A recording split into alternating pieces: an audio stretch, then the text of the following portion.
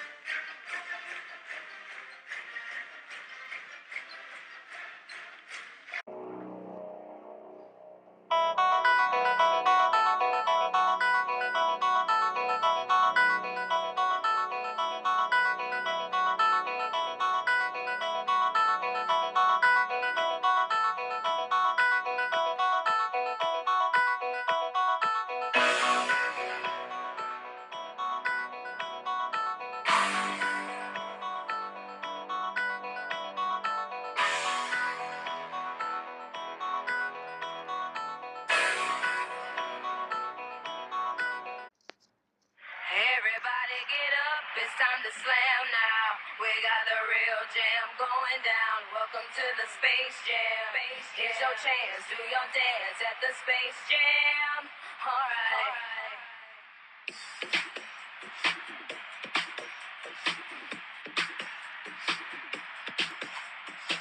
Come on and slam, and welcome to the jam. Come on and slam, you wanna jam.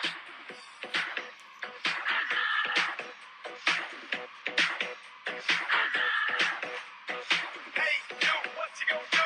Hey, yo, what you gonna do? Hey, yo, what you gonna do? Hey, yo, what you gonna do? Party people in the house, let's go.